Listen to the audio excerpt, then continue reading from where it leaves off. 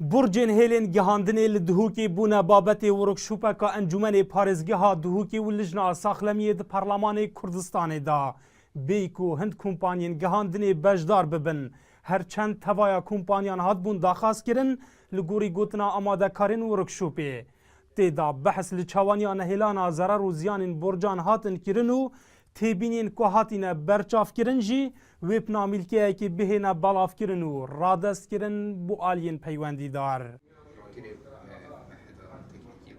دیار اف بابت پشتی یعنی انجمن پارێزگاهات بحث کردن و پشتی چندین خوبونا سر بابتی ام گهش نوی قناعت کو دیدار کازان سیبت ساز کردن کت و دیدار دا چندین ممسای زانکوی بین کو اف آخفتن نم جرت آخفتن بتن که ضرر هی آن ضرر نه چند ضرر هی بلکو پشیوه که زانستی بابت بحث کردن. Divê workshopê da hate diyarkirin ku siruşt û jîngeh jî bêbehernînin ji zerar û ziyanên borcên hêlên gihandinê. Şarezayek jî wesan xuya diket ku borcên gihandinê li bajarê Duhokê li gor pîverên zanistî û saxlemiyên cîhanî nehatîne danan.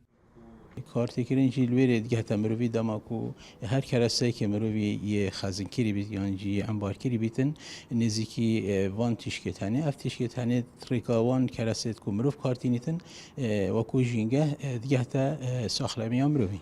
حتی اون که ما چستاندرین الهرم یکم بیشین او پارامد و توی هندبید ولات دیدت اروپا امریکا استاندارات خویت هین اجا اوه یعنی بچه وقتی بیت حتی باش مکم کین و رن ماید درز در کون و دیف استاندارات عالمی. لگوری آمارا لجنا انجمن پارێزgeha Duhokê ji bo dîvdaçûna borcên hêlên gihandinê bi tinê li ser avahiyên xandingehan li Duhokê zêdetir ji 15 borcan hene û di niha da bireyên cuda hewil ji bo nehêlana zarar û ziyanên wan dihêt kirin. Lêweke kar tanha nehatiye dest pê kirin. Dilşad Hîmû, NRT Duhok.